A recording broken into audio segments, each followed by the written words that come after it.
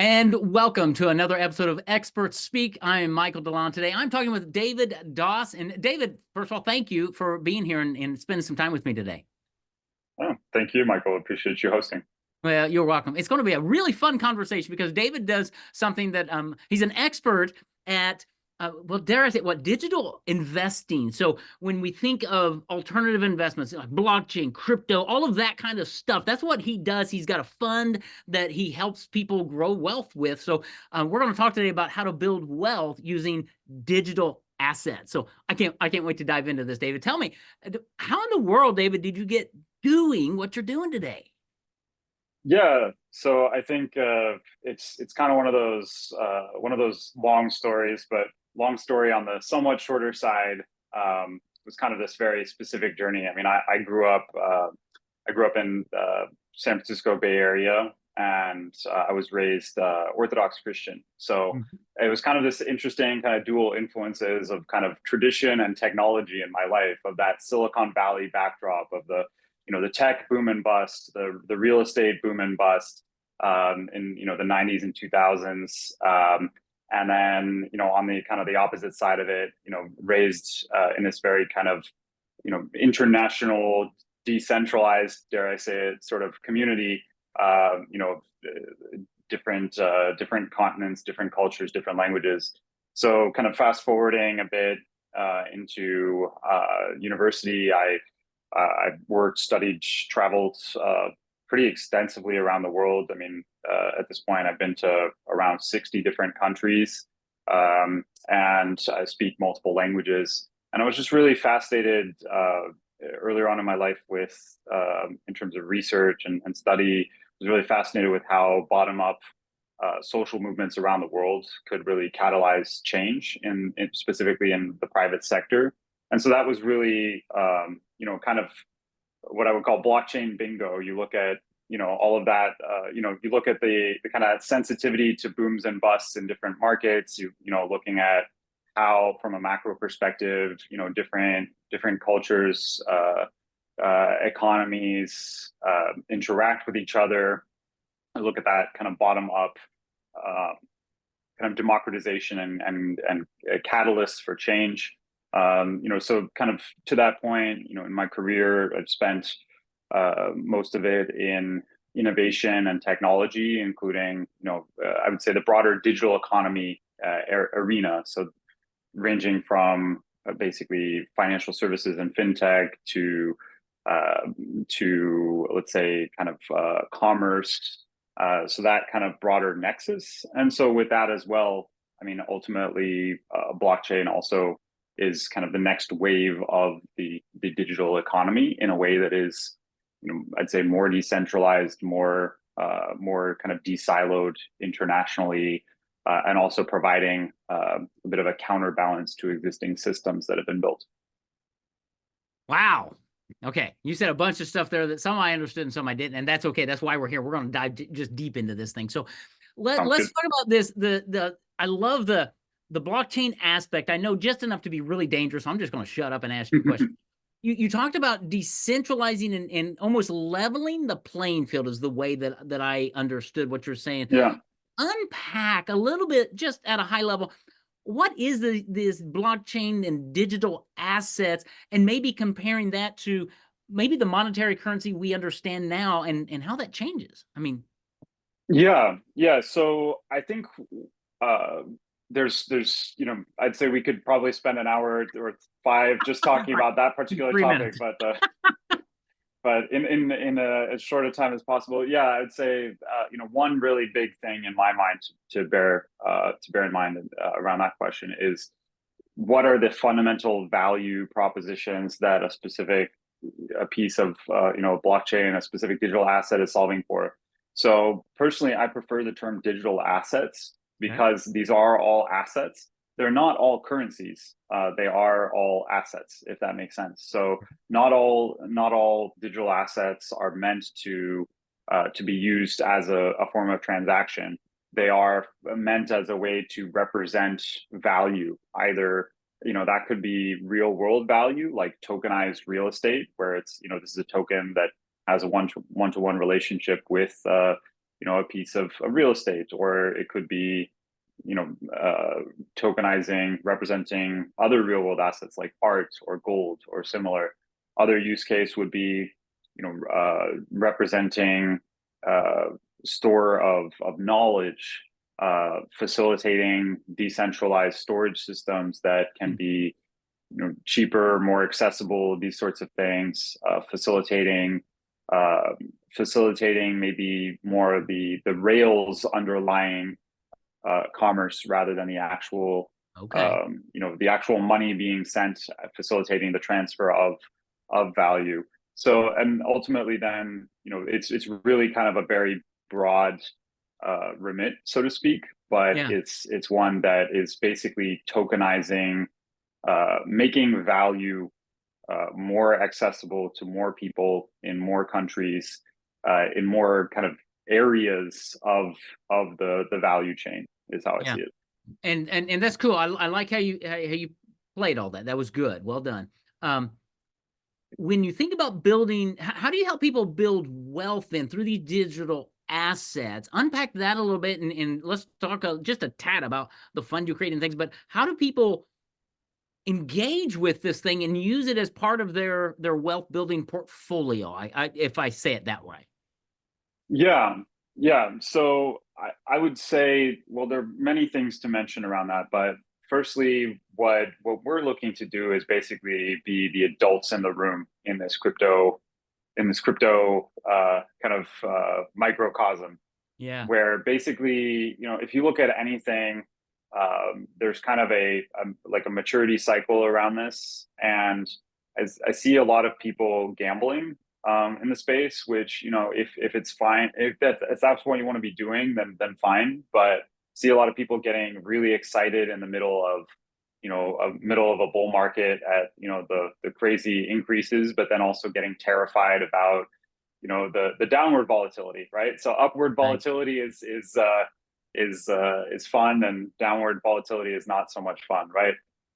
Seeing a lot of people also do, things that are kind of too fancy in the wrong ways, right? I mean, we're talking about sports, kind of before we started here, and it's kind of like one of those things where, you see all the kind of young whippersnapper athletes do stuff that's really flashy, that Yeah. looks cool, but maybe doesn't work, maybe gets them injured, or gets them, doesn't get them the point. But then you see kind of the seasoned athletes doing things because they work. So Right. that's, to use that sports analogy. I mean, I think it's pretty much anyone can play, let's say, tennis or basketball, right? But not everyone is going to have the kind of the passion or the discipline to do it professionally, where that means sacrificing those, late night drinks, or, watching what you're eating, or training, 40, 50, 60 hours a week. And so in that regard, I guess it's kind of balancing discipline, with simple, effective, tried and true methods, where, a lot of times, things that are common sense are also things that are very difficult to perform on, right? So this is crypto, like sports, or like a lot of life, is not a question of what you know; it's a question of what you're disciplined to do day Mm. in and day out. So to that point, I guess, to make it a little less philosophical, I think a lot of ways to be bearing in mind how to build wealth in crypto would be, stick with the fundamentals, asset evaluation, diversification, rebalance, move positions when it makes sense to move, just because, let's say, just because oil companies were mostly the ones in, the Fortune 50,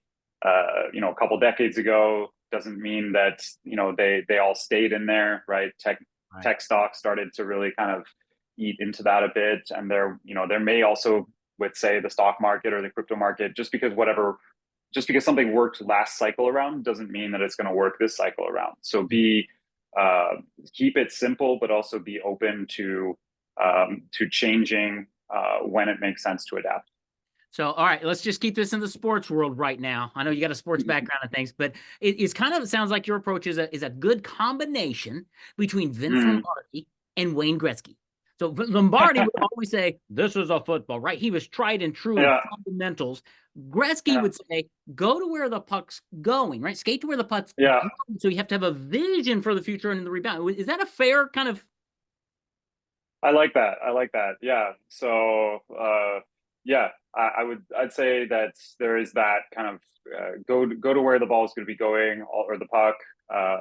You miss 100% of the shots you don't take, Right. sort of a thing, is another one that I really love, right? Well, But also keeping it simple. and case in point, if you're not talking with people like you, if people like me are not talking with people like you around this whole digital asset economy, let me just say Yeah. that I'm going to miss. I'm going to miss because I didn't take the shot. I didn't take a portion of my retirement portfolio, whatever that is, right? And go, okay, Mm. I've got stocks, I got bonds, I got IRA, I got. Do I have any digital assets as part of what I am? I don't know, right? And so I'm going to miss out on all that. And I think what you are saying is, I love being the adult in the room, is going, we're gonna help you see the landscape and make some investments with some solid fundamentals that aren't going to change, and look at where things are going and stay in touch with you. Is that, did I get that? Yeah, yeah, I think that's a good assessment. And to kind of continue, let's see how long we can continue this sports analogy here. But what I'm thinking of is, say, also think about the risk versus reward of different asset classes and different strategies and stuff like that. Where let's say in terms of asset classes, in many situations, and these are generalizations, not meant to be personal Right. financial, tax, or legal advice, but in most cases, for most people, 80% of their assets are going to be in stocks, bonds, real estate, stuff Yeah. like that, right? Those would be kind of the 1 point shots. It's like low risk, high probability of success, but also comparatively low reward. Yeah. What we see with something like an emerging asset class, with this is an emerging asset class like digital assets, is that's more like a 3 point shot, where it's higher risk but also higher reward. But Mm-hmm. to that point, there's what we call asymmetric upside in a play like that, where there's I guess that's where the analogy is, maybe kind of breaks down a little. It would be Yeah. like in basketball, the further out you stepped, the higher there was like an infinite level of points you could score. Right. Is kind of like the situation where we're looking at with digital assets, where the upside is unlimited, but the downside, when it's managed properly, is very limited. Where let's say when you're approaching this with disciplined strategies and such, most probable case is you could have downward pressure of, say, 30, 40, 50%, which is significant. It's a lot more volatile than the stock market, right? But when managed properly, this is also something that can go up 200, 500, 1,000%, these sorts of things, which most people's stock investments never have and never will really do there, at least not within that same window of time, right? Right. So to that point, there's limited downside with unlimited upside. So that's sort of one of those things where maybe your bread and butter shots, 80% of the shots you're taking in the stocks, bonds, real estate are going to be those 1 pointers. But think about maybe making 5, 10, 20% of your shots be like 100 pointers, to kind of abuse the analogy there. No, I love that. And that it's a mind shift for a lot of people, right? Obviously, this isn't for a lot of people, especially, and correct me if I'm wrong, but I would tend to say a lot of the people that are investing in digital assets would tend to be younger than me. I'm like, what, 50, getting ready to turn 58 right now. It's all new to me. Now, granted, my generation probably has the money to do it, but we have to be more educated, and tend to be more risk averse. The younger generations, this becomes more normal, and as they're building their portfolio, they need to be thinking, especially a young guy. I mean, if you're 25, 30 years old, you've got money to, dare I say, risk, and lots of money to gain. So when you put together your funds, let's talk about that. Who are you looking to invest in your funds, and how does that even work? What? Yeah. So, I mean, I think you raise a really interesting kind of philosophical conundrum. It's kind of like one of those, how do you get a job that requires experience if you don't have experience, sort of a thing. It's like, how do you invest money if you don't have the money? And then when you do, you're, kind of often maybe trying to not lose it, sort of a thing, right? Wow. So I think that that raises kind of another philosophical question in my view, which is the question of what risk really is, where we see every asset carries risk, period, Yeah. right? It's just a question of how much, right? But that being said, you know, basically there are risks of the dollar losing value compared to other currencies. There's risks of inflation. There's risks of debasement. Been hearing some interesting analysts recently that are talking about basically if we say on average over the last couple of years, let's say conservatively inflation of 4% over annually over the last few years in the U.S. anyway, and then debasement of around 8% or thereabouts. Let's say if you're not basically gaining 10% or ideally 15% a year or more, you're actually losing money. So it's not just a question of inflation; it's also a question of debasement. So in Mhm. that regard, playing it safe. Back to that sports analogy, it's Yeah. like oftentimes I see people who when they get ahead in the score, and then they're like, okay, I'm going to stop scoring. I'm going to just make sure to focus on defense. I don't know about you, but when I over focus on defense, actually my defense suffers. Right. Where it's kind of one of those kind of counterintuitive things. So in that regard, a controlled offensive play, with a manageable, only invest as much as you're willing to lose type of component can Right. really smooth out those risks that we see in the dollar, risks in the stock market, in the real estate market. And it's not just a question of if a if an asset carries risks. It's also a question of when an asset carries risks. That ultimately, when stocks or real estate are zigging, often digital assets are zagging, right? And so you're kind of if you have a lower correlated asset, you're also kind of smoothing out the overall portfolio as well. Yeah. Yeah. There's just a little bit that goes into all of this, isn't there?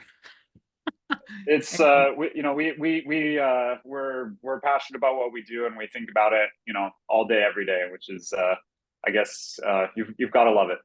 that's right. Well, you do, and for people who are trying to invest and build wealth, that those are the types of people you need to be working with.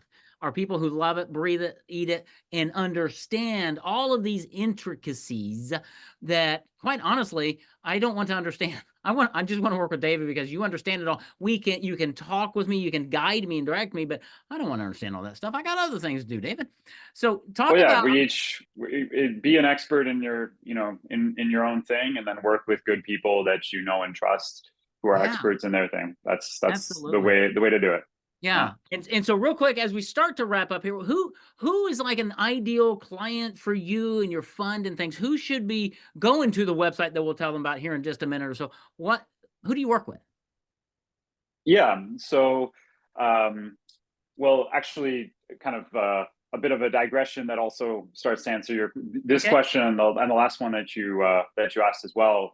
I think it's firstly I think it's never too late. So this is something where actually this started out as a family business, where this is something where my father and I both basically independently discovered digital assets at the same time, and coming at it from different generations, different perspectives, different reasons why we found it to be fascinating and valuable. But to that point, I think broadly speaking, there digital assets can have a place in just about anyone's portfolio, in my view. It's really just a question of how much, right? So, certainly, as with stocks or bonds or whatnot, allocation percentages may change over time or depending on a person's financial situation. But consider just getting started getting your feet wet. You miss 100% of the shots you don't take. Something is better than nothing. And the best way to start getting educated, in my opinion, at least for me, is to have some skin in the game. Yeah. Be it $10 or $10 million, right? So to that point, though, in terms of the people that we work with and help, I mean, it's been a range of I would say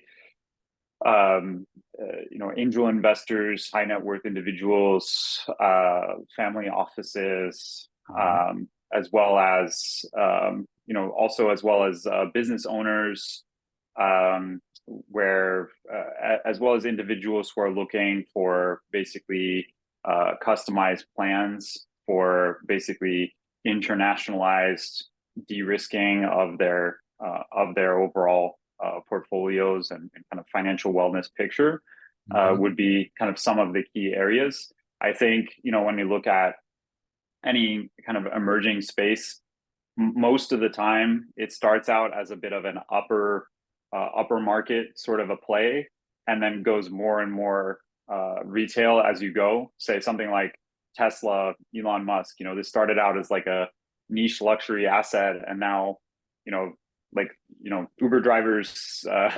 have Teslas. Everybody has a Tesla, and so that's really kind of the scenario where we see this kind of coming into play, where the more that we can kind of create systems, the more that we can kind of scale them in a way that can help a broader variety of people.